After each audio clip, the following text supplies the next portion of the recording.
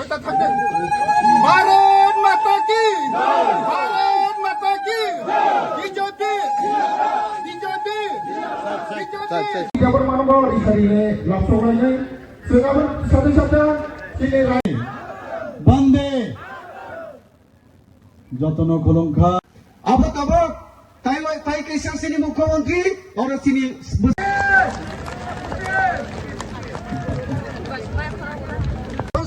ADC নির্বাচন শুধু সময়ের অপেক্ষা जों फिरौ गयथुमनाय जों दै थगक जागलिया जों दै थगक मानफैनो सोंनानै जोंनि टिपासारावनो बाइक गनो सोंथाय बुनि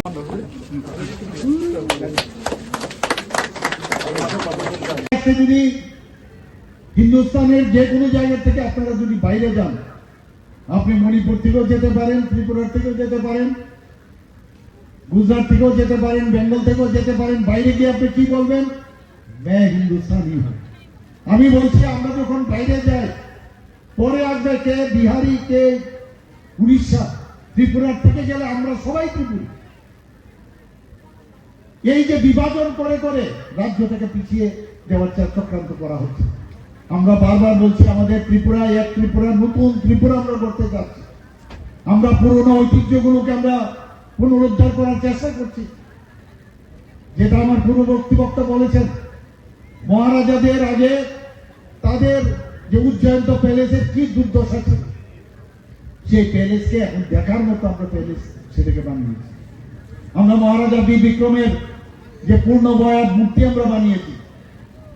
আজকে আমাদের আরেকজন এই রাজ পরিবারে, যাকে সারা পৃথিবী জানে, এত বড় সুরকার এবং এত বড় মিউজিশিয়ান এইচ.ডি. বর্মনের, আমি যখন মুখ্যমন্ত্রী হই, উনার পূর্ণ বয়াত মূর্তি এয়ারপোর্ট থেকে আসে, এয়ারপোর্টের গেটের সামনে আমরা করেছি।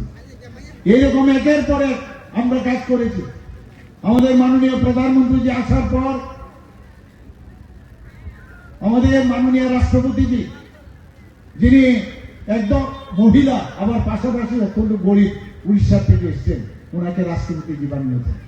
আমাদের ত্রিপুরা 2018-তে আমাদের সরকার আসার পর 2019 থেকে 2014 পর্যন্ত এক নাগারে 7 জন যারা জনজাতি গোষ্ঠী, যারা লিজেন্ড ব্যক্তি, বিভিন্ন জায়গায় যারা পারদর্শিতায় কাজ করেছেন, তাদেরকে মাননীয় প্রধানমন্ত্রীজি তাদেরকে আজকে পদ্ম পুরস্কার দেওয়া হয়েছে, পদ্মশ্রী পুরস্কার দিয়েছেন। এইবারও আরেকজন জনজাতি গোষ্ঠী এই 2026-এ উনাকেও পদ্মশ্রী উপাধি দিয়েছেন। আমাদের ত্রিপুরা রাজ্যের একজন জনজাতি গোষ্ঠীর, যেটা জীবনে কোনোদিন হয়নি, আমাদের প্রাক্তন উপমুখ্যমন্ত্রী এবং তথা অর্থমন্ত্রী ছিলেন এবং এই রাজ পরিবারের এক সুসন্তান জিষ্ণুদেব বর্মা, ওনাকে আজকে তেলেঙ্গানার মতো বড় একটা রাজ্যের, সেখানে ওনাকে রাজ্যপাল বানিয়েছেন। বন্ধুগণ, আজকে অদ্ভুত লাগে যে এতগুলো যারা চাকরি করতেন তাদেরকে পেনশন দেওয়ার ব্যবস্থা করা হয়নি, ওনাদেরকে পেনশন দিচ্ছে না আজকে এই ভিত্তিতে। তো এই পেনশন কে দেবে? আজকে পেনশনের টাকা আলাদা করে দেওয়া হয় না। আজকে দিল্লি থেকে আমাদের কাছে যে টাকা আসে, সেই টাকা যে বেতনের জন্য এত টাকা, পেনশনের জন্য এত টাকা, এইভাবে হয় না।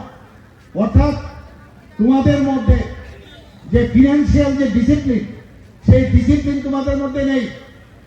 যে কারণে আজকে যাদের আজকে পেনশন পেয়েছে, পেনশনের টাকা দিচ্ছে না এডিসির মধ্যে। বন্ধুরা, আজকে অনেক জায়গার মধ্যে অনেক ওনারা চাকরি দিচ্ছেন, কিন্তু আমাদের ফিনান্সিয়াল কনকারেন্স ছাড়া ওনারা চাকরি দিচ্ছেন।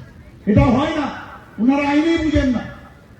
আইন ছাড়া গায়ের জোরে খালি চেষ্টা করেন কিভাবে এই সরকারকে অপদস্থ করতে হবে।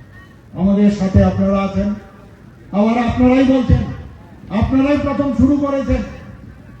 আমাদের সাথে থাকা সত্ত্বেও আপনারাই শুরু করেছেন। তবে মাঝে মাঝে বলতেন আমরা থাকবো না, আমরা বলছি না, আপনারাই বলতেন আমরা থাকবো না, আমরা শুরু করিনি। আমাদের সরকারের এগেইনস্টে, আমাদের সাথে থেকেও বিধানসভার মধ্যে আমাদের এগেইনস্টে আপনারা কথা বলছেন।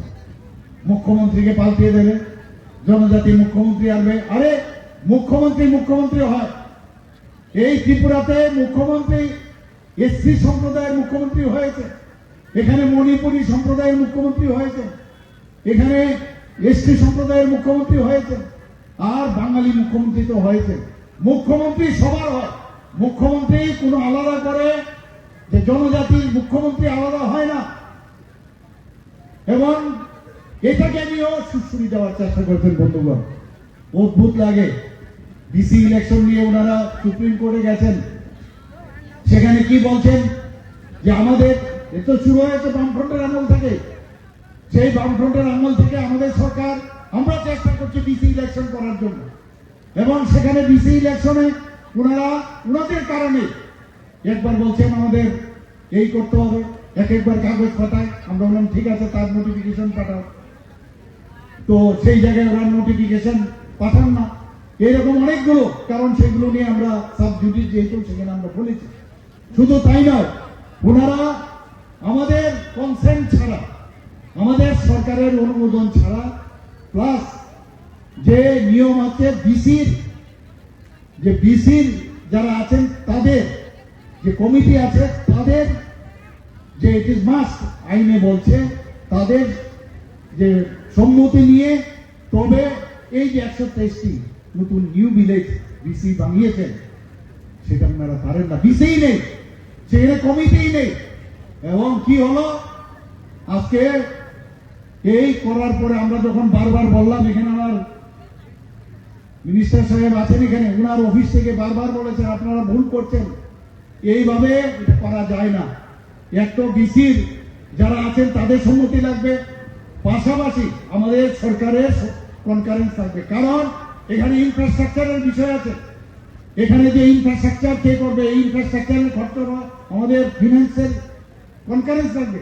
তবুও গাইড দেবে, ওই যেরকম আমি বললাম পঞ্চায়েত, নগর পঞ্চায়েতও গিয়েও হইচই করছে, না বুঝার চেষ্টা করে, খালি এইভাবে কিভাবে টুপি পরানো যায় সেই চেষ্টা ওনারা করেন।